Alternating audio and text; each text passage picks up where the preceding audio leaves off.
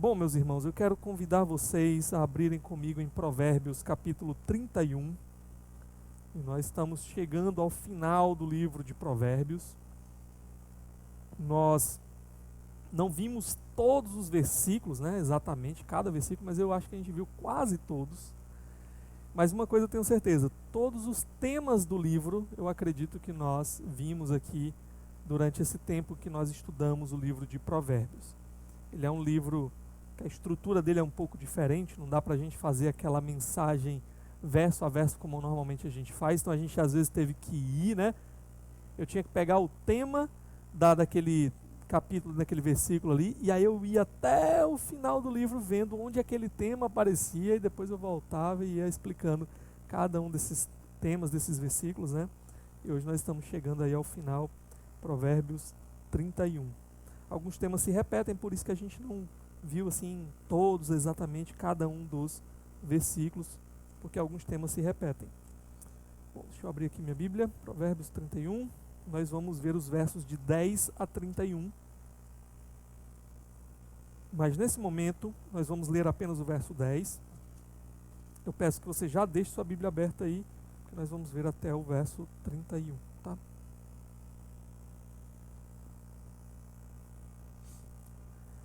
Diz assim a palavra do nosso Deus, Provérbios 31, 10.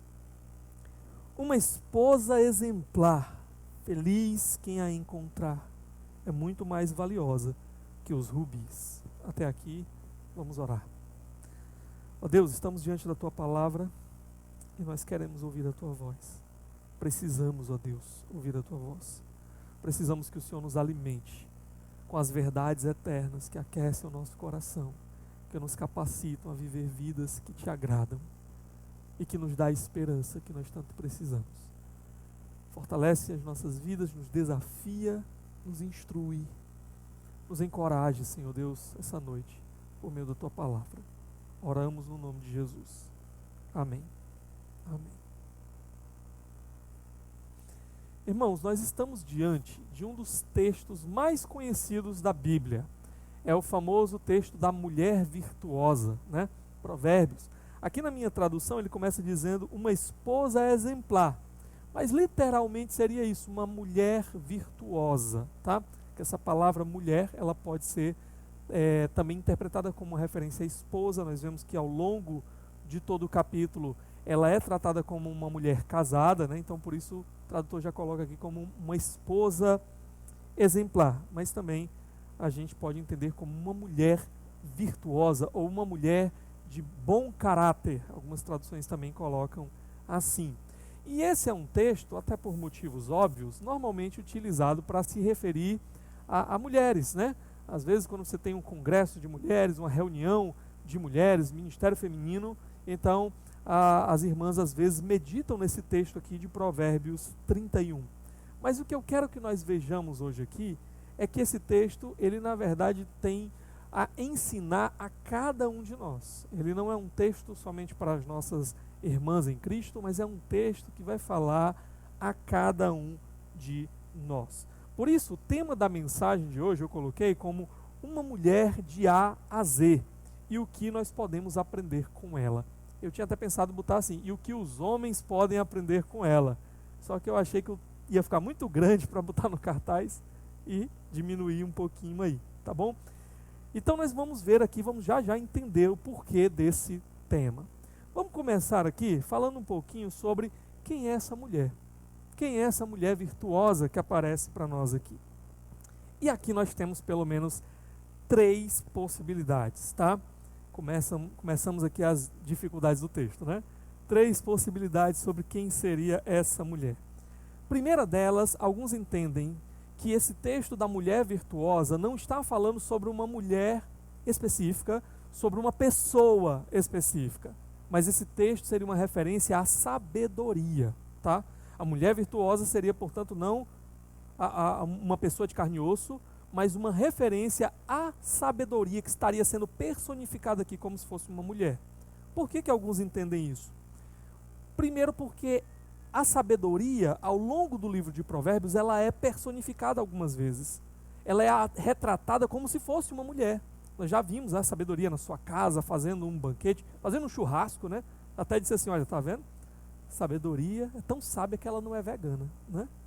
Nós vimos a sabedoria, às vezes, ela aparecendo assim como se fosse uma mulher. E também porque alguns entendem assim, olha, por que que um livro sobre sabedoria vai chegar ao final e concluir com uma palavra sobre uma mulher, uma esposa ou algo assim? Então, eles entenderiam que aqui o fechamento do livro seria uma personificação da sabedoria como uma mulher, tá? A outra possibilidade é que seria, na verdade, uma mulher mesmo, seria uma mulher idealizada, tá? Então seria aqui o ideal de esposa, o ideal de mulher. Então não seria uma mulher específica, mas um ideal. Então alguns entendem assim porque o próprio texto, ele começa dizendo, né, aqui na minha versão está, feliz quem a encontrar, na sua versão está, quem a achará, né? Uma pergunta. E alguns entendem aqui também que o padrão que é estabelecido para essa mulher é elevado demais. Então, eles entendem, olha, eu acho que não tem nenhuma mulher que corresponda especificamente em cada detalhe a essa mulher virtuosa aqui. Então, é um conceito, um ideal a ser buscado. Uma terceira possibilidade ainda é que seria realmente uma mulher, ou na verdade não uma pessoa específica, mas algumas mulheres que seriam exceções no meio da comunidade do povo de Deus e que seriam então modelos para outras mulheres que amam a Deus, mas seriam mulheres reais, tá? Alguns entendem inclusive que seria uma preparação, a gente viu isso na última pregação, uma preparação para o próximo livro que viria na Bíblia hebraica, que seria o livro de Ruth, né? Então, Ruth seria essa mulher exemplar, essa mulher piedosa. E não somente Ruth, mas outras mulheres no meio do povo de Deus, elas teriam essas características. A ideia aqui, quem a achará, não é que seja uma mulher que ninguém consegue achar, mas uma mulher rara, uma mulher preciosa, uma mulher difícil de encontrar e, portanto, que deveria ser valorizada, deveria ser imitada. Então, alguns entendem que essa seria a ideia. E por quê?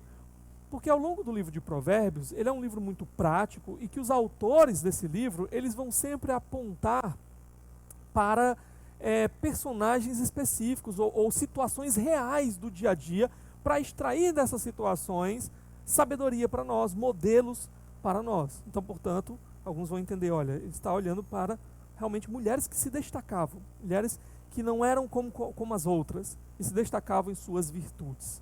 Então, essas são aqui 3 possibilidades. Com qual a gente fica? Eu acredito que nós não precisamos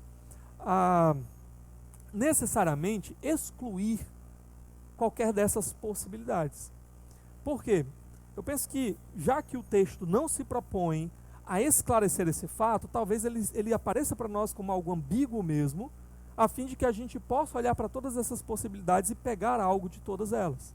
Por exemplo, eu entendo que talvez o que o texto está expressando para nós é um modelo mesmo, de mulher ideal, de esposa ideal, mas que não apenas fala sobre uma mulher, mas que expressa a sabedoria desse modelo, a sabedoria desse tipo de pessoa retratada aqui, tá? E a qual também nós poderíamos ver muitas dessas facetas aqui dessa mulher virtuosa na realidade. Mulheres piedosas que buscavam realmente viver, que se destacavam das demais e apresentavam esse modelo de mulher a ser imitada e apresentavam esse modelo de sabedoria para nós, tá? Então, penso que a gente pode ir pincelar e pegar um pouquinho de cada coisa aqui. Outra questão interessante aqui no livro é a estrutura, tá? Quem foi que escreveu esse poema aqui da mulher, mulher piedosa aqui, da mulher virtuosa? Quem escreveu? Alguns acham que talvez teria sido o rei Lemuel, né? Porque o capítulo 31 começa falando ditados do rei Lemuel. Porém, esse texto, ele não aparece aqui na tradução da Septuaginta, eu já falei dela, né, no domingo passado, que era uma tradução feita do hebraico para o grego. Era a tradução feita um pouco antes ali do período de Jesus Cristo, dos apóstolos, e uma tradução que era usada, inclusive, lida pelos próprios apóstolos, pelo próprio Senhor Jesus. Naquela tradução, esse texto aqui final da mulher virtuosa, ele aparece em outro lugar, não aparece no capítulo 31. Então, alguns têm entendido que ele foi conscientemente colocado no final do livro, exatamente para que a gente fechasse esse livro com esse texto aqui, embora nós não saibamos quem escreveu, mas seria um texto realmente importante para apresentar para nós aqui algumas virtudes, algumas coisas que nós precisamos meditar e colocar em prática nas nossas vidas, tá? Mas esse poema, a estrutura dele é feita em ordem alfabética no texto hebraico. Talvez por isso a minha versão não colocou assim, mas na sua versão aí, talvez apareça assim: Aleph, Beit, né? Gimel, Dalet, Rei. Essas são as primeiras letras do alfabeto hebraico. Então, por isso que eu coloquei aqui, né? Uma mulher de A a Z. Porque a ideia, quando a gente fala, né, uma mulher de A a Z, é uma mulher que tem todas as qualidades. Você pode listar as qualidades dela dentro do alfabeto, né? A, amorosa, B, bondosa, né? E você vai encontrar qualidade para ela no alfabeto inteiro. Aqui é quase isso que o autor está fazendo. Ele começa cada uma dessas partes dessa seção aqui com uma letra do alfabeto, iniciando uma letra aí com uma letra do alfabeto. Quem aí tem uma versão que tem assim, Aleph, aí depois tem Beit, né? Pronto. Então essas palavrinhas aí, Aleph, Beit, Gimel, Dalet, Rei, são palavras do alfabeto hebraico. Ele vai aqui da primeira até a última palavra, descrevendo as qualidades dessa mulher no alfabeto inteiro, tá? Então, realmente tem muita coisa para falar dessa mulher, não é?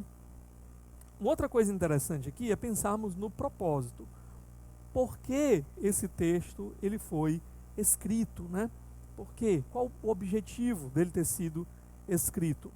Muito provavelmente ele foi escrito com o objetivo de ensinar. Esse livro de Provérbios, ele é endereçado aos jovens, né? Por isso a gente vê muitas vezes, filho meu, ouve a instrução do teu pai, etc. Né? Não é um texto que vai falar apenas para os jovens. Inclusive ele fala sobre reis, fala sobre um monte de personalidades, de tipos de pessoas, de classes, mas é um texto que tem um objetivo primário de encaminhar o jovem, né, na direção do Senhor, numa vida de sabedoria, numa vida que agrada ao Senhor e numa vida que traz bons resultados para a sua vida.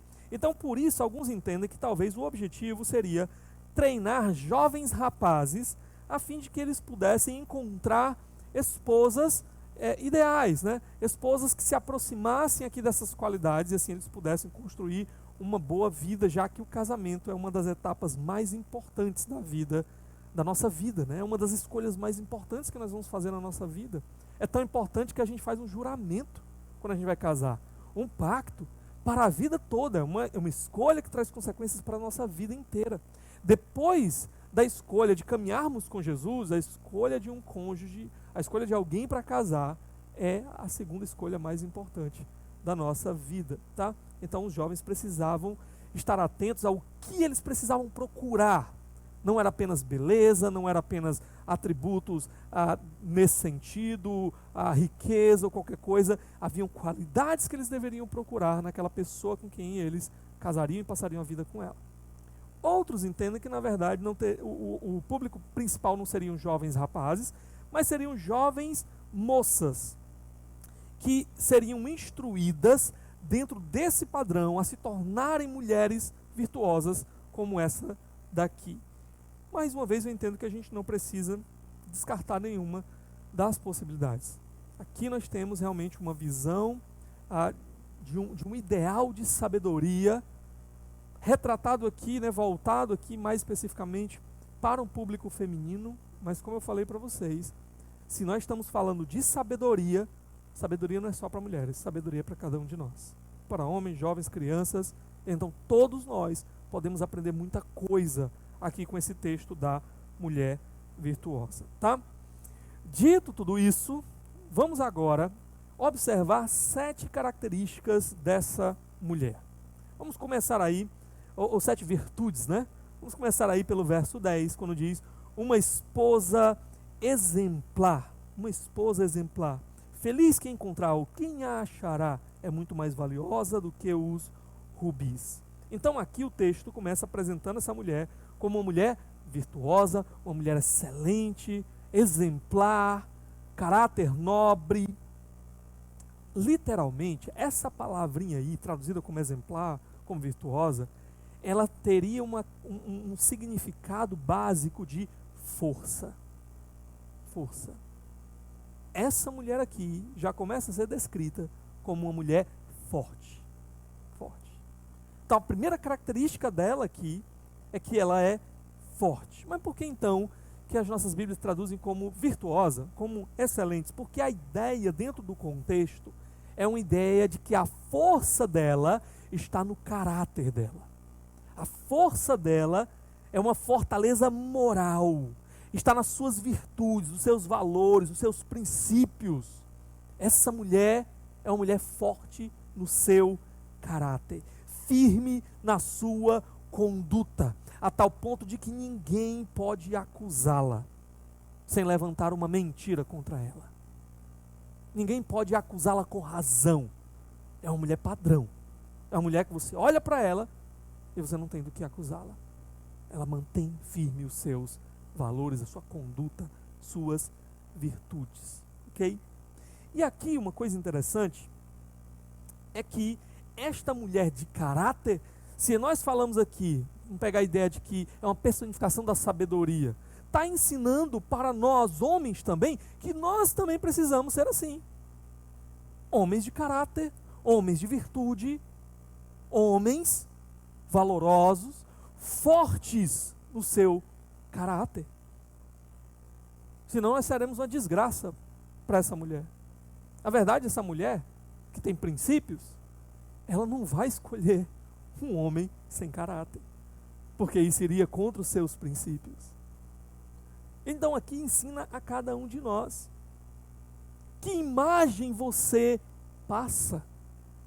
Como as pessoas te veem? Como é que elas podem te definir? Elas olham para você, elas veem caráter, caráter forte, vigoroso, seja homem, seja mulher. O que elas veem em você? Elas te definem como? Ali há um homem, ali há uma mulher modelo, exemplares. Ou olham para você e dizem, ali está um mentiroso, ali está um trapaceiro, ali está um preguiçoso, ali está um mulherengo, ali está uma mulher fácil, ali está um arrogante. Como as pessoas olham para nós e nos definem? Uma vez um grande pregador do passado, chamado William Perkins, ele foi muito conhecido nos seus dias, talvez o pregador mais conhecido dos seus dias. E ele, antes da sua conversão, ele era alguém entregue assim à bebida, né? E aí diz que um dia ele vinha cambaleando, se encostou assim na janela de uma casa para tentar ali se equilibrar um pouquinho, e ele ouviu uma mulher falando lá dentro para o seu filho, brigando com o seu filho. Filho, se você não mudar a sua vida, você vai acabar igual o beberrão Perkins. Diz que aquilo ali foi uma faca no seu coração, porque ele estava sendo definido assim. A partir daquele dia ele percebeu que precisava mudar, ele precisava correr para Cristo, e foi isso que ele fez, e se tornou um homem de caráter, um homem valioso. Esse homem casou com uma viúva que já tinha, eu não lembro quantos filhos, mas era mais ou menos uns 10 filhos. Esse homem assumiu, né, suas responsabilidades. Além disso, ele pregava na igreja, ele dava aulas no seminário, e ele ainda tirava um dia na sua agenda para visitar as pessoas, os homens que estavam no corredor da morte, naqueles dias, né, nos seus dias. Então ele chegava lá, ele encontrava homens que iriam morrer naquele dia, seriam enforcados ali, e ele então ia pregar para aqueles homens. Ele disse que muitas vezes via aqueles homens subindo no cadafalso, né, para morrer, e antes de subir eles estavam chorando de desespero, porque a sua vida estava chegando ao fim. Mas depois de ouvir a mensagem do Evangelho, muitos daqueles homens subiam chorando de alegria, porque sabiam para onde iam, sabiam com quem eles se encontrariam. Poder transformador do Evangelho, que pegou um beberrão e fez dele um homem de caráter forte, um modelo para nós até hoje. Como as pessoas te definem? Essa mulher é uma mulher forte no seu caráter. Segunda virtude aqui, característica dessa mulher, é que ela é rara e preciosa. Por ser rara, ela é preciosa também. O texto diz, né? Quem a encontrará? Não é algo que está assim disponível em todo lugar. Ele fala que ela é muito mais valiosa do que os rubis. Se a gente andasse na rua, a gente chutasse, né, rubi para todo lado, ninguém ia pagar nada por um rubi. Por que eu vou pagar se eu posso pegar aqui? É algo raro, é algo valioso. Essa mulher, ela tem essa característica também. Rara, valiosa, muito mais do que pedras preciosas. É muito interessante que ao longo do livro de Provérbios, isso é dito da sabedoria também. Sabedoria. Procure sabedoria. Ela é muito mais valiosa do que os rubis, do que o ouro, do que a prata. Então nota os paralelos aqui, né? Por isso que alguns entendem realmente que aqui seria uma personificação da sabedoria. Porém, a ideia aqui também é de retratar alguém, como eu já falei desde o início, que se destaca no meio dos demais. Esse mundo que caminha em trevas, marcado pelo pecado, marcado pela rebelião contra Deus, pela degeneração. No meio desse mundo, nós muitas vezes vamos encontrar alguns rubis, mulheres como essa, homens preciosos, raros, valiosos, de caráter, de virtude, qualidades, como esse dos quais eu estou falando aqui. Então, o Senhor está nos encorajando aqui a não sermos como os demais, a não sermos como os outros, a não nadarmos contra a maré, com a maré, mas contra a maré, nos destacarmos no meio da multidão, não talvez por sermos aquilo que o mundo aplaude, mas exatamente por sermos diferentes, por termos as qualidades que faltam nesse mundo. A mulher virtuosa é esse tipo de mulher. O homem que Deus quer é esse tipo de homem, que não é Maria vai com as outras, mas que continua firme. Quando todo mundo vai contra ele, ele continua firme com o Senhor. Eu fico me segurando para não dar um exemplo da história da igreja em cada uma dessas qualidades, né? Porque senão a gente não termina a mensagem. Mas não tem como falar disso eu não me lembrar de Atanásio de Alexandria, um homem de Deus, que lutou pela doutrina, pela sã doutrina, numa época em que algo assim muito precioso, uma doutrina muito valiosa, a doutrina da Trindade estava sendo ameaçada. Atanásio se levantou. E ele era deste tamanho aqui. Ele era conhecido como o anão negro. Era um baixinho, deste tamanho aqui, invocado, valente, né? Pregando o evangelho. Ele foi exilado 7 vezes. Foi expulso para lugares difíceis. Quase morreu muitas vezes. E aí, um dia disseram para ele: Atanásio, o mundo está contra você. Ele disse: pois vai ser Atanásio contra o mundo. É assim que nós devemos ser. Se nós estamos do lado de Jesus, é nós e Jesus contra o mundo. Uma outra característica dessa mulher é que ela é confiável. Confiável. Olha aí no verso 11. O seu marido tem plena confiança nela e nunca lhe falta coisa alguma. Ela é alguém que alegra o coração do seu marido. É muito interessante, na minha tradução não fez uma referência ao coração, mas literalmente o seu marido tenha o seu coração nela. Ele tem plena confiança e segurança nessa mulher. Por quê? Porque ela corresponde à confiança que ele coloca nela. Ele sabe que ele pode contar com ela. Ele sabe que pode confiar. Ele sabe que o que ele colocar nas mãos dessa mulher, ela vai usar da melhor maneira possível. Ela vai fazer bem feito. Ela vai fazer para o bem. É muito interessante, olha o verso 12 aí.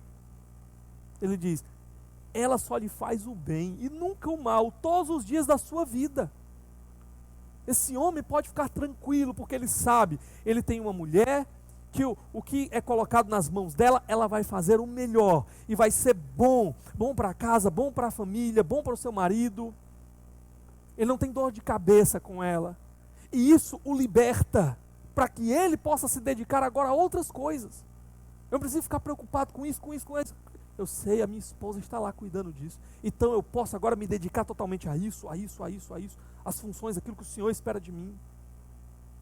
Porque tem uma mulher confiável. Confiável. Infelizmente, não são todos os maridos que podem dizer assim, né? Também não são todas as mulheres que têm maridos confiáveis. Muitas mulheres têm andado sobrecarregadas, arrastando um fardo de um marido omisso, muitas vezes. Mas também existem homens, né? Vou ter que dar mais um exemplo da história da igreja. Lembrando aqui de John Wesley. Foi um pregador, um período assim de um avivamento que varreu a Inglaterra inteira, né? Mas só que John Wesley errou num detalhe: a esposa. Muitas vezes, enquanto ele pregava, sua esposa ficava lá atrás dando língua para ele. Vocês podem imaginar uma cena dessa, né? Mas essa daqui, o Cleuto já está olhando se a Aline está lá atrás, é? Não, está aqui, graças a Deus. É uma mulher virtuosa. Então aqui, tá? Essa mulher, ela é confiável, confiável. Seu marido pode descansar com ela. Ele sabe que ela não vai enfiar os pés pelas mãos e fazer alguma bobagem, que não vai trair a sua confiança, que não vai trazer males sobre a sua vida. Dá uma olhadinha no verso 13. Olha aqui o resultado dessa mulher na vida desse marido. Verso 13 não, verso 23, perdão. Olha aí. O seu marido é respeitado na porta da cidade, onde toma assento entre as autoridades da sua terra. Ele é respeitado por causa dela. Essa mulher, ela se esforça realmente para corresponder à confiança do seu marido. Ela faz tanto bem à sua vida que as pessoas olham e dizem assim: rapaz, esse homem aí soube escolher o que era uma mulher, né? Rapaz, esse homem, ele só pode realmente ter boas qualidades. Para ter uma esposa como essa, ele só pode ter boas qualidades. O marido é respeitado pelo procedimento dela. Quantas vezes não é o contrário? O marido é zombado pelo procedimento de uma mulher que não é virtuosa, mas uma mulher tola. Quantas vezes, né? Eu conheci uma pessoa, vocês sabem ali na Calcaia, tem um lugar, né, chamado Lagoa do Banana. Quem aqui conhece? Lagoa do Banana, quem já foi lá na Lagoa do Banana? Legal lá, né? Pronto, pois eu conheci uma pessoa que algumas pessoas falavam assim: é a Lagoa do Fulano. Entenderam por quê, né? Porque ele era o banana. Às vezes, né, uma mulher de caráter ruim, ela traz, na verdade, vergonha sobre seu marido. Ao invés de trazer respeito aqui, ele é respeitado na porta da cidade, né? Por que na porta da cidade? Porque na porta da cidade onde ficavam os anciãos, era onde eram resolvidas grandes questões. Então esse homem, ele era tão respeitado que ele tinha um lugar para ele lá junto com eles. Ele podia ser consultado. Mas algumas pessoas dizem assim: rapaz, aquele homem ali, rapaz, não tem condição não. Olha como é que a mulher, até a mulher dele, olha como é que ela trata. Nem a mulher dele tem respeito por ele, né? Imagina uma situação dessa. E sabe de uma coisa? Tem algumas mulheres que acham o máximo tratar os maridos assim, não é? Elas acham o máximo. E elas não percebem que a vergonha não é só para ele, é para elas também. É o seu marido que estão dizendo que é tão banana que não merece respeito, porque nem você trata ele com respeito. Em outras palavras, estão dizendo assim: aquela mulher também casou com um homem desse. É vergonha para você. Não é só falta de sabedoria dele, é falta de sabedoria sua, que as pessoas estão vendo, estão enxergando. Mulheres, honrem os seus maridos, é mandamento do Senhor, a fim de que ele seja realmente valorizado, respeitado. E esse respeito vai cair sobre você também. Às vezes, um marido tolo, ele ainda é valorizado e honrado por causa de uma esposa sábia que está do lado dele. Diz aqui que ela só lhe faz boas coisas, né? No verso 12. Por toda a vida ela é constante, essa mulher. Ela não é uma mulher que acerta uma vez perdida, não. Ela erra uma vez perdida. Mas durante toda a sua vida, ela é essa mulher confiável que está ali honrando a confiança que lhe é depositada. E essa mulher também, quarta característica aqui, é uma mulher trabalhadora. Olha aí o verso 13. Escolhe a lã e o linho, e com prazer trabalha com as mãos. Ela escolhe com cuidado aqui o material, ela confecciona roupas, essa mulher, É uma estilista de moda, né? Olha só mais uns detalhes aqui sobre isso. Verso 19 diz assim: nas mãos segura o fuso e com os dedos pega a roca para construir, né, para confeccionar essas roupas. Aí vai para o verso 21 e 22. Não teme por seus familiares quando chega a neve, pois todos eles vestem agasalhos, faz cobertas para a sua cama, veste-se de linho fino e de púrpura.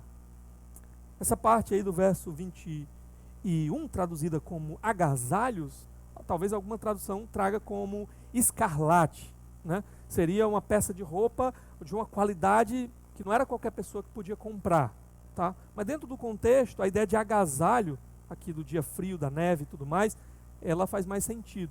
Só que não deixa também de ser uma mulher que ela veste boas roupas, porque aí no verso 22 ele vai falar do linho fino, da púrpura, tá?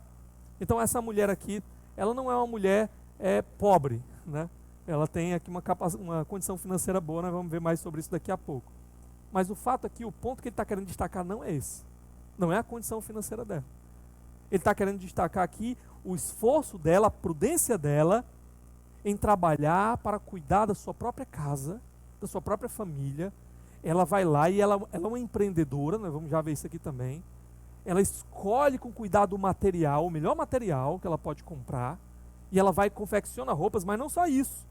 Ela não só confecciona roupa, ela aproveita, ela diz: olha, eu estou comprando esse material aqui, que é um pouco caro, o que eu vou fazer? Eu vou fazer roupa para vender. Só que o que acontece? Eu não já vou vender? Eu não já vou ter algum lucro? Então eu vou aproveitar uma parte do material para fazer roupa para minha casa. Olha aqui o empreendimento dela. A sua família se veste bem.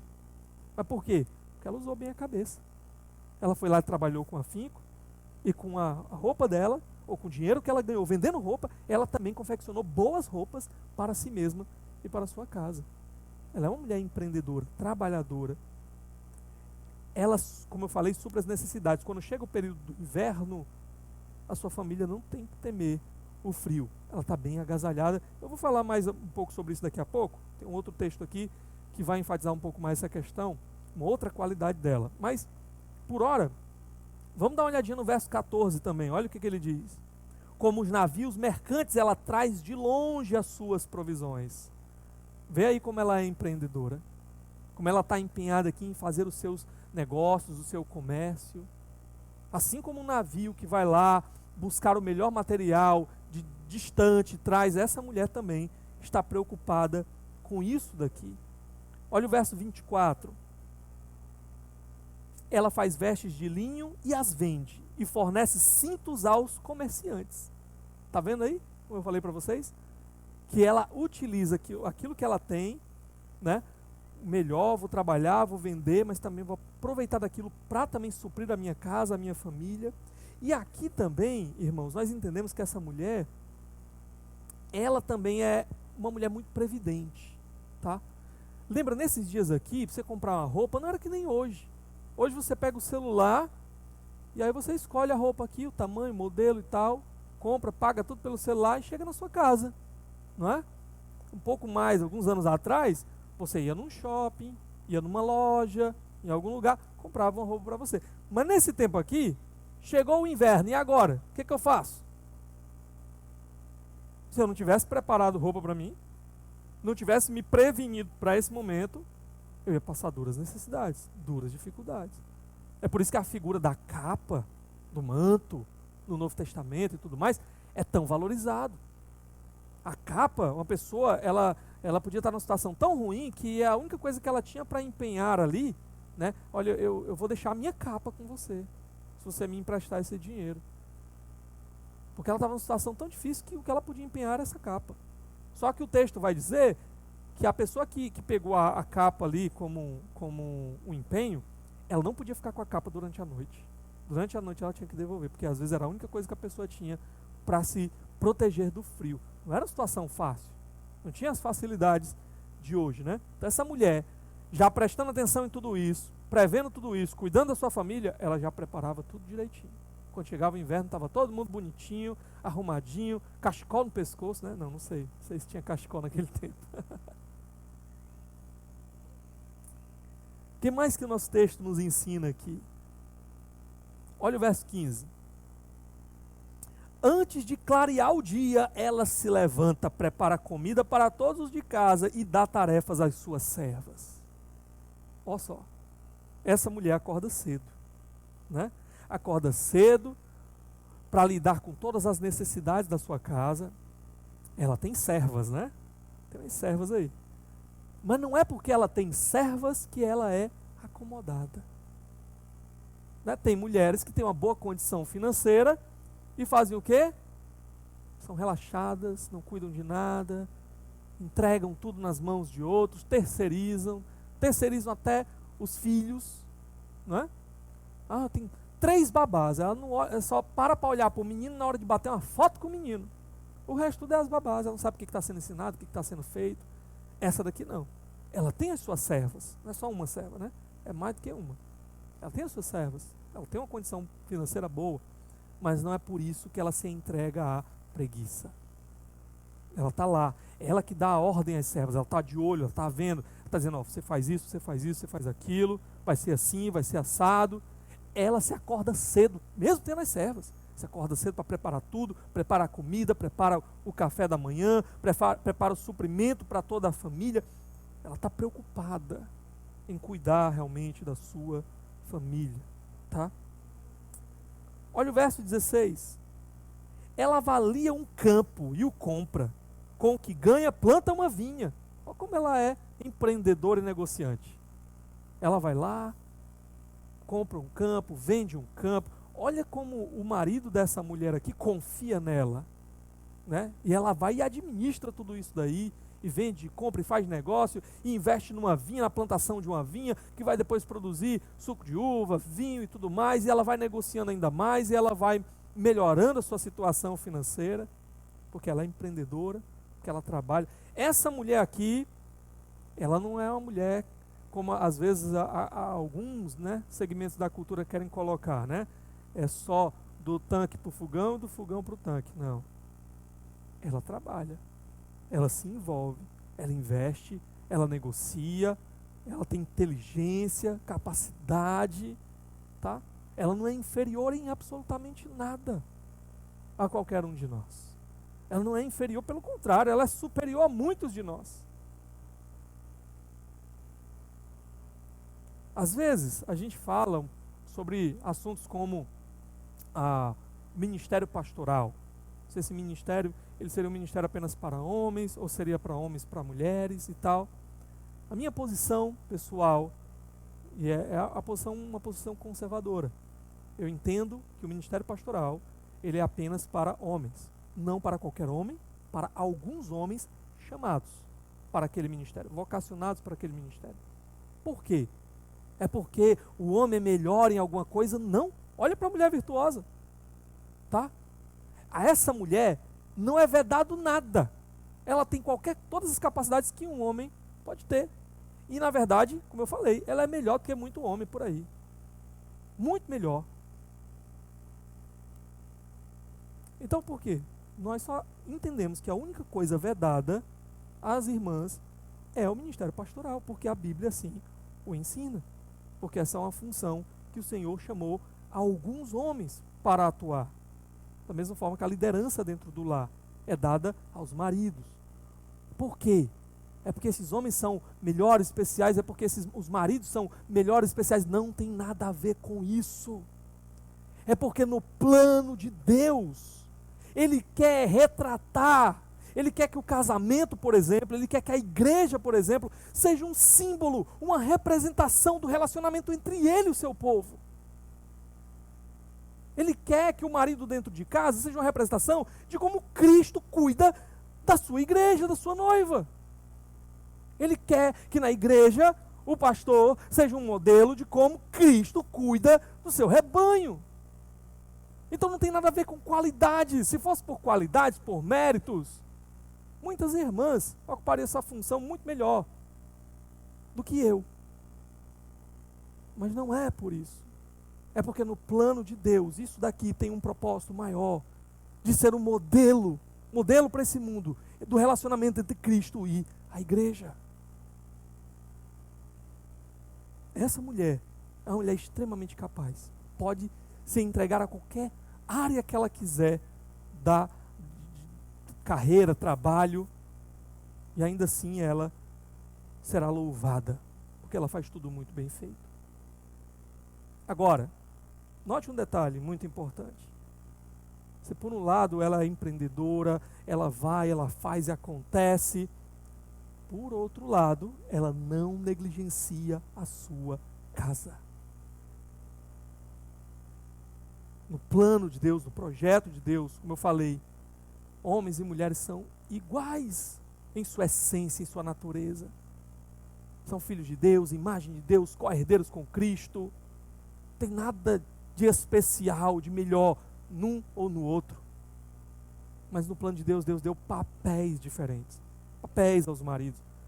Deus fez, por exemplo, os homens com a casca mais grossa, para aguentar mais pancada. Exatamente porque Ele dá a esses homens essa função de correr atrás e suprir as necessidades da sua casa. Mas Ele fez também as mulheres com uma capacidade extraordinária de administração e de tudo mais, para auxiliar esses homens, a fim de que eles possam cumprir com o papel que Deus deu para eles. Então elas podem fazer qualquer coisa na sociedade, mas elas têm também uma função. Eu preciso aqui, eu me dedico em especial ao meu lar aqui, ao cuidado do meu lar. E essa mulher não negligencia isso. E ela libera o seu marido para que ele possa se dedicar ao chamado de provedor e de protetor do seu lar, como o Senhor chama. Mas isso não impede, nesse trabalho dela, de auxiliá-lo, de ajudá-lo, de ela também empreender e trabalhar. Da mesma forma que não impede o marido de se sacrificar pela sua esposa, já que ela também está empreendendo, trabalhando para que a casa funcione bem, de auxiliá-la também, de ajudá-la também ali nos seus afazeres domésticos. Não sobrecarregá-la, mas se sacrificar para que ela também não esteja sobrecarregada. É assim. São os papéis que o Senhor coloca. E a gente tem que estar muito atento para a gente não negligenciar nenhum deles. Mas aí o texto continua, ainda falando como essa mulher ela é trabalhadora. Olha o verso 17. Entrega-se com vontade ao seu trabalho.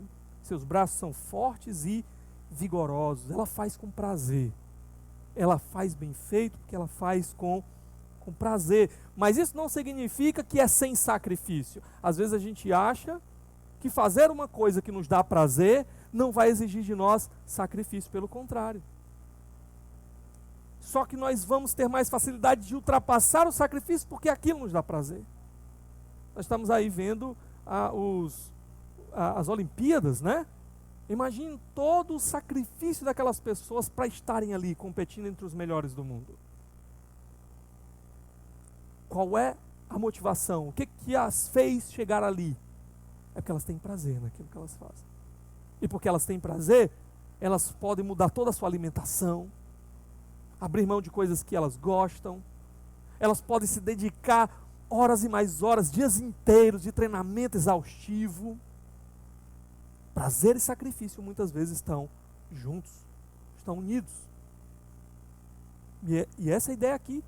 Nota o sacrifício dessa mulher. O texto fala aqui, no verso 17, que ela entrega-se com vontade o seu trabalho, porém olha o que o texto diz, os seus braços são fortes e vigorosos. Por quê?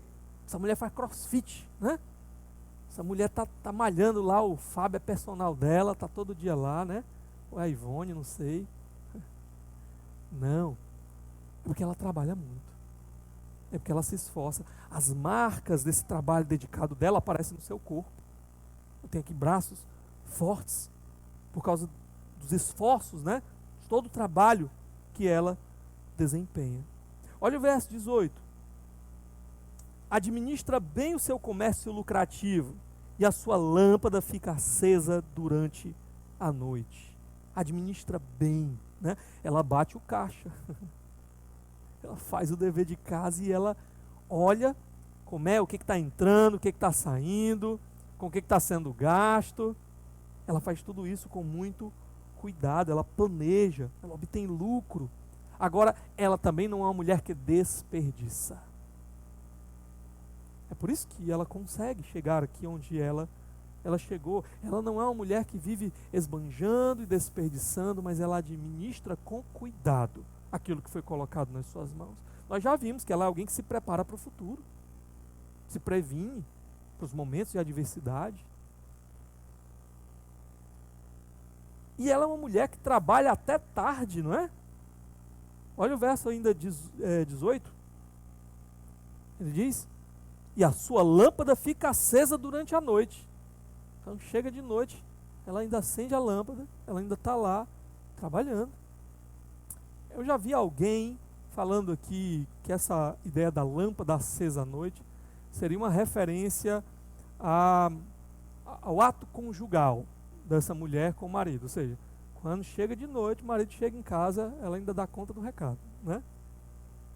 Mas eu acho pouco provável essa interpretação. Por quê? Porque senão ela apagaria a luz, né? E não acenderia. Tá? Então acho que aqui a ideia é reforçar a visão de como ela é uma mulher trabalhadora. Ela trabalha muito, certo? Vocês veem, ela acordou, ainda estava escuro. O sol não tinha nascido. Ela foi dormir, estava escuro. E ela estava com a lâmpada acesa. Olha o verso 27. Cuida dos negócios de sua casa e não dá lugar à preguiça.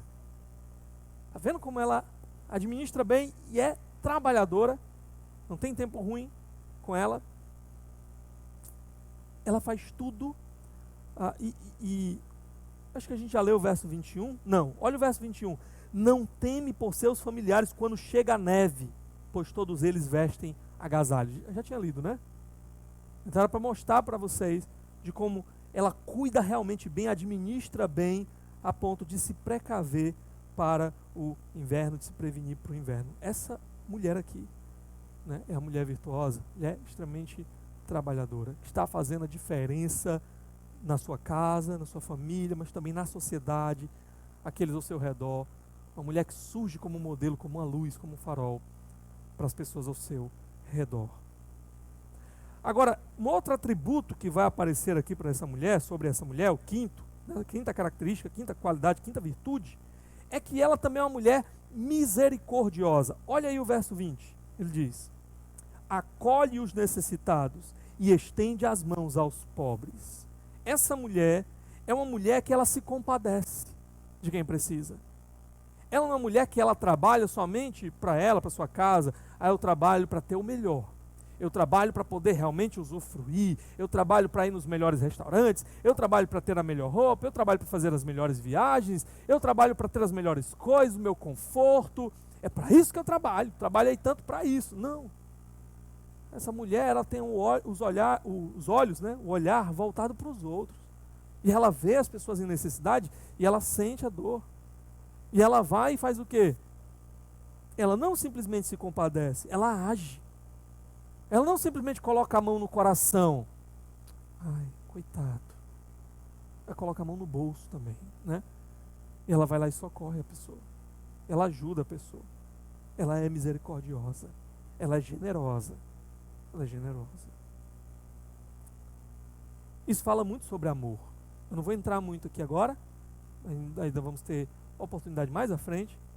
Mas vai guardando aí. E aí no verso 25 nós temos um resumo dessa mulher, dessas qualidades todas dessa mulher. Ele diz assim: reveste-se de força e dignidade, sorri diante do futuro. Olha essa mulher. Ela é forte, nós já falamos sobre isso. Ela é ativa, ela é resistente, ela é persistente. Ela é digna, ela tem testemunho, ela tem caráter. Ela é inquestionável, não dá margem para acusação, é digna. Mas ela é uma mulher que tem esperança para o futuro. Ela sorri diante do futuro. Por quê? Por causa de tudo que nós já vimos até aqui. Ela é uma mulher diligente, ela faz a parte dela. Ela se esforça, ela trabalha, ela dá duro, ela faz a parte dela. Ela é uma mulher precavida, ela antecipa as dificuldades que podem aparecer e se previne para essas dificuldades, mas acima de tudo, ela confia em Deus. O seu Deus está no controle de todas as coisas.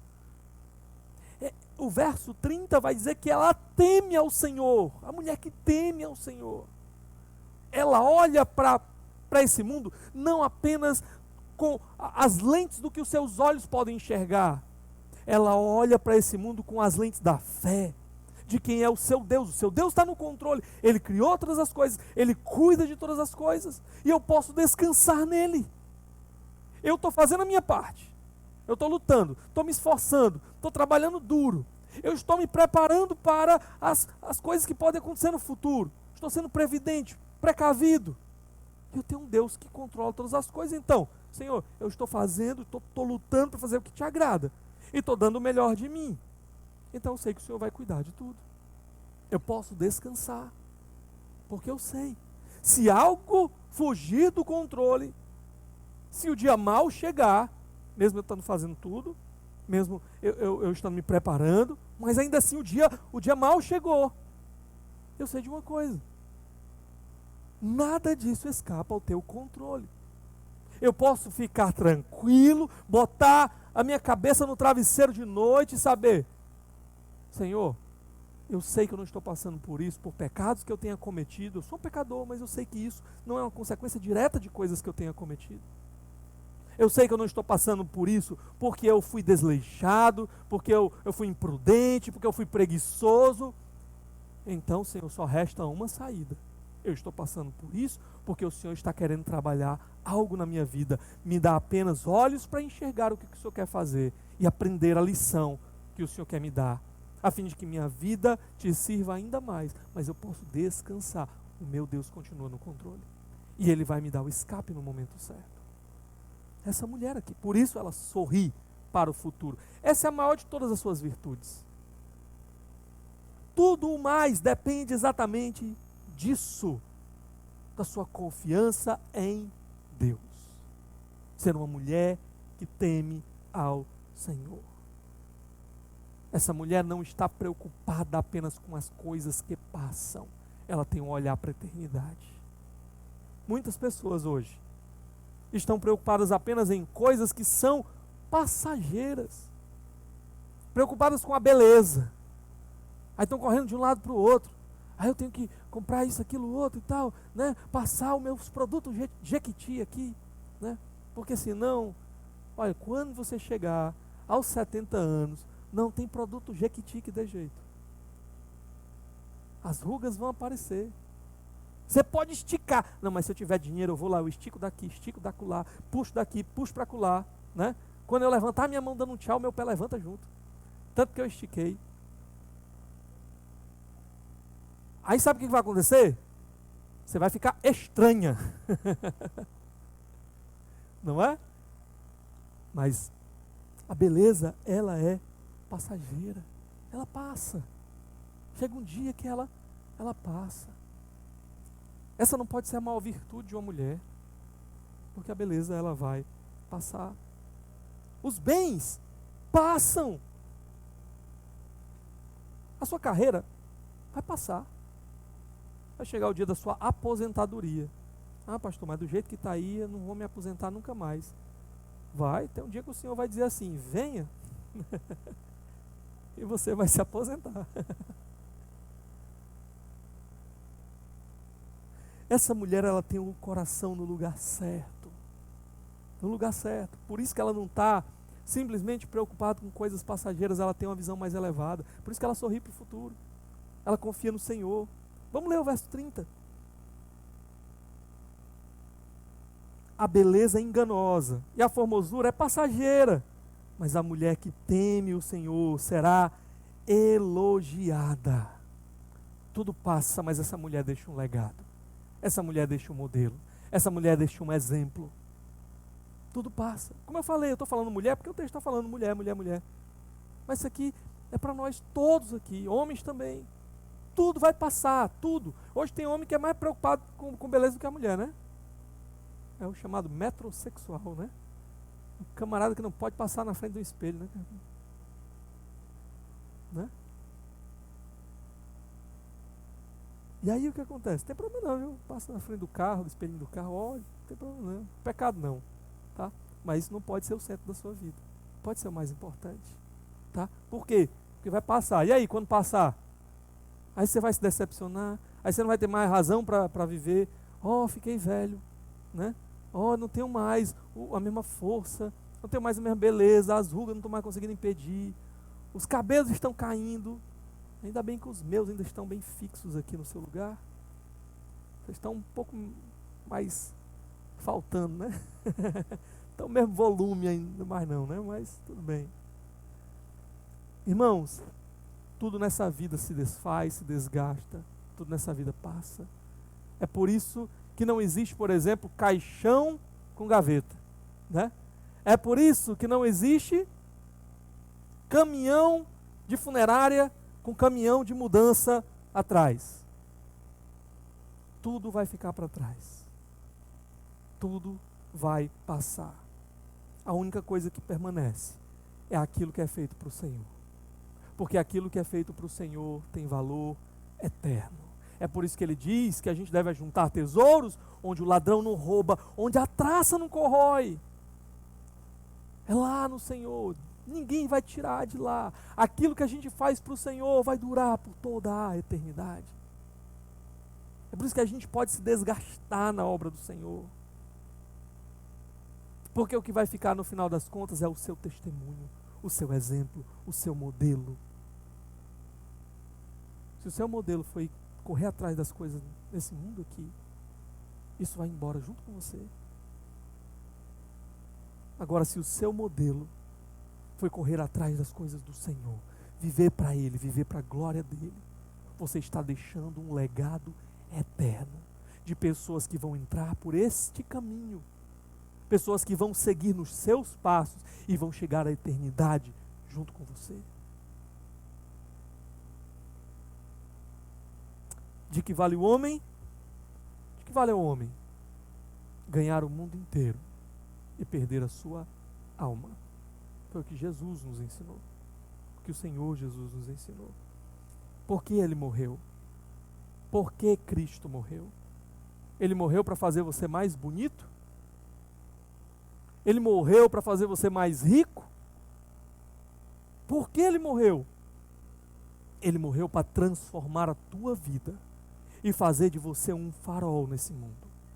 Transformar você em sal e luz para esse mundo que está em trevas e apodrecendo. Foi para isso. Para te fazer uma nova criatura. E isso deveria ser a coisa mais importante das nossas vidas. Dá uma olhadinha comigo também no verso 26. Fala com sabedoria e ensina com amor. Fala com sabedoria e ensina com amor. Aqui está a sétima qualidade dessa mulher, não é? A sabedoria nos seus lábios. Existe amor no seu ensino. E aqui é interessante, isso é consequência dela amar o Senhor, é porque ela ama o Senhor, que ela tem sabedoria nos lábios, que ela tem amor no seu ensino. E aqui a nossa tradução, literalmente, ela pode nos dar um insight aqui melhor. Literalmente é assim que está lá no hebraico. Ela abre a boca com sabedoria. A ideia de que quando ela abre sua boca, o que está lá, o que sai de lá é sabedoria. Lembra que Jesus disse que a boca fala do que o coração está cheio? Essa mulher está cheia do Senhor. Então quando ela abre, é o que transborda dela. E também o texto continua dizendo, a lei da bondade está na sua língua. Não sei como é que está aí na sua tradução. Alguém tem alguma coisa assim? A lei de alguma coisa? O ensino da benevolência, porque a lei, Torá, ela tem a ver com instrução, né? Não é só com mandamento e tal. E aqui está falando que essa lei da bondade, e a bondade aqui é a palavrinha recede. Como é que está aí? É a benevolência, né? O que é esse recede? Está envolvido com amor, amor leal, um amor pactual, um amor que se compromete até o fim. Essa é a ideia aqui. É isso que está na língua dessa mulher. Ela está interessada em não apenas falar, em ensinar, em proclamar. Esse tipo de coisa. Esse amor, essa busca pelo bem. Tudo que ela diz ensina isso, revela isso, encoraja as pessoas nesse caminho, porque é disso que ela está cheia. E aí eu tinha falado para vocês, né, que o ato de misericordioso dela com as pessoas em dificuldade revelava o seu amor. Aqui mais uma vez a gente entra nesse assunto, porque amor não é um mero sentimento. Amor não é só sentir, sei lá, cosquinha no coração, né? Sentir borboletas no estômago. Ai, eu passei perto dela e meu estômago embrulhou. Pode ter sido algo que você comeu, né? Não descarte essa possibilidade. Mas amor é o quê? É mais do que isso. Amor envolve entrega, envolve sacrifício pelo bem do outro. Muitas vezes quando o outro nem merece. Essa mulher pode fazer isso. Ela pode se entregar pelo bem do outro. Ela busca o bem do outro, ela busca o bem do necessitado. Ela busca o bem da sua família. Ela está o tempo todo correndo atrás de coisas que não são só para ela. Não são só os seus interesses. Ela está olhando para o outro e se esforçando e se sacrificando pelo outro. Isso é amor. E o resultado de tudo isso? Ela é reconhecida. Ela é elogiada. Ela é um modelo. Olha aí o verso 28 e 29. Diz assim: seus filhos se levantam e a elogiam, seu marido também a elogia, dizendo: muitas mulheres são exemplares, mas você a todas supera, Aline. Garantia aqui, né? O Cleo está dizendo que no texto dele está trazido como Leidiane, ó.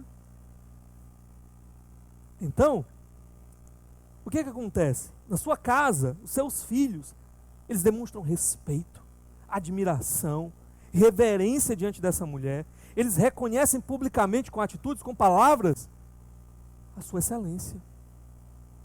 Diz que aqui eles o reverenciam, alguém já até falou, né? A ideia talvez, a possibilidade, quando essa mulher chegava à mesa, eles ficavam de pé para receber ela, para mostrar como ela era importante. Eles faziam atitudes que demonstravam seu valor. Quão diferente é hoje, né? Quantas mulheres têm filhos aí, os meninos estão correndo de um lado para o outro, gritam, xingam, até bate na mãe, né? Essa mulher impõe limites. Ela impõe realmente ali, como eu falei, ela não negligencia a sua casa. Ela está fazendo tudo, mas ela está cuidando da sua casa. E ela instrui com seus lábios aqui, que ensinam todas essas coisas, mas instrui também com o seu modelo, com o seu exemplo. E o resultado é que os seus filhos aqui aprendem. Chega um momento em que eles reconhecem tudo que ela ensinou, todos os valores que ela passou, reconhecem ali o próprio valor do seu sacrifício por eles e a reverenciam. O seu marido também reconhece e faz ela saber. Ele diz para ela. Ele chega para ela e diz para ela. Esse marido aqui também é um cara, né, que entende das coisas. Olha o que ele diz, né? Muitas mulheres são exemplares, mas você a todas supera. Ele reconhece que existem outras mulheres exemplares. Existem outras mulheres também de respeito, de dignidade, de caráter, e que estão tentando fazer a mesma coisa que essa mulher. Mas ele reconhece o valor, a esposa dele aqui. Ele olha para ela, ele vê e diz: você supera todas. Sabe, muitas vezes eu paro e penso: meu Deus, existem muitas mulheres de Deus no mundo. Minha esposa não é a única. Existem muitas, né? Mas eu penso: Senhor, o Senhor não poderia ter colocado uma pessoa melhor na minha vida, para me ajudar com a minha família, para me ajudar na tua obra, do que a esposa que o Senhor me deu.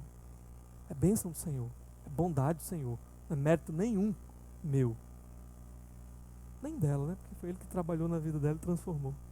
Mas depois que Ele transformou, ela respondeu, e a tem respondido, em sacrifício, em dedicação, em amor. Eu penso que nós, como maridos também, devemos olhar para as qualidades das nossas esposas, valorizarmos isso, reconhecermos isso.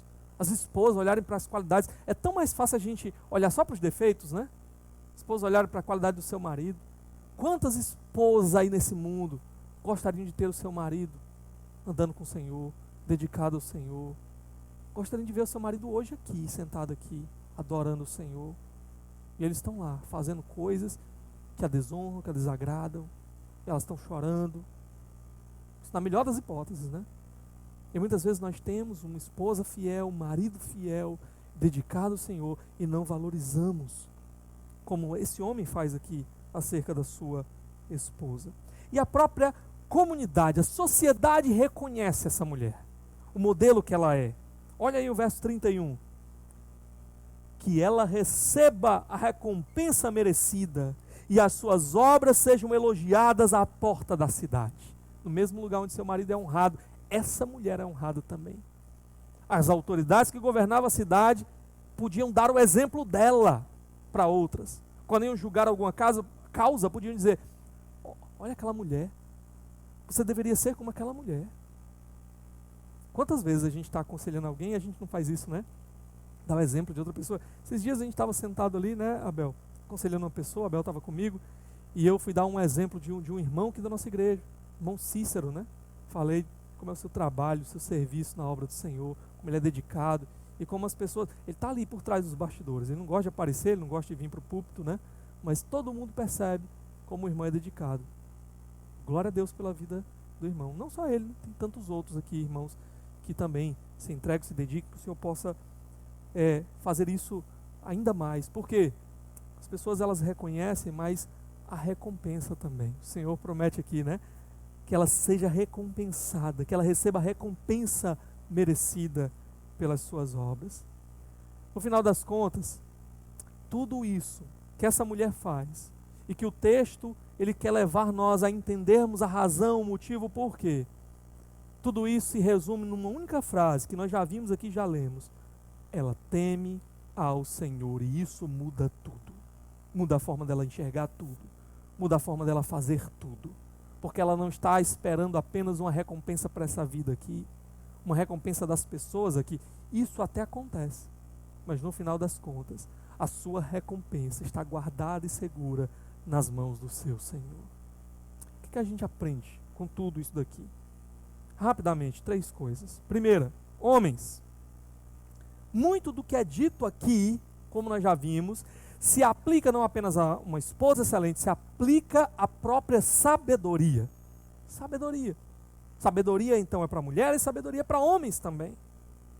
E o que isso significa para nós? Porque muitos homens estão querendo uma mulher de Provérbios 31, uma mulher virtuosa, né? Mas sabe de uma coisa? Se você quer uma esposa excelente, Provérbios 31, você deveria se esforçar para ser o marido de Efésios capítulo 5. Que ama a sua esposa como Cristo ama a igreja. Você deveria se esforçar para ter também, isso tudo que é dito aqui, um caráter forte, um homem que se destaca dos demais pelo seu caráter, precioso, raro, confiável, leal, trabalhador, que se sacrifica, a sua esposa pode descansar, porque sabe que ele não está por aí correndo, fazendo coisa errada, ele está lutando pela sua casa, pela sua mulher, para vê-la crescer, para vê-la bela, para vê-la digna, que administra bem os seus recursos, não anda esbanjando e gastando com bobagem, que é misericordioso, que ama, que não olha só porque ele quer, para os seus interesses, mas olha porque é melhor para o outro. E o primeiro outro é o da sua casa, é a sua esposa. Que ama o Senhor acima de tudo.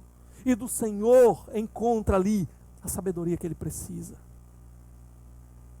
Aqui é um texto que fala de uma mulher com todas as qualidades, de A a Z. Mas é um texto que nos ensina também a buscarmos sermos esse tipo de homem aqui.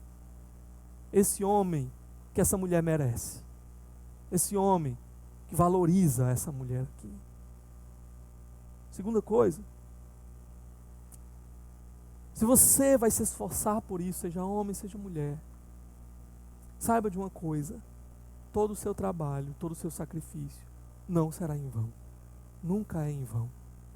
Porque em primeiro lugar, se você está fazendo pelo motivo certo, você não está fazendo para ser visto, para ser elogiado pelos homens.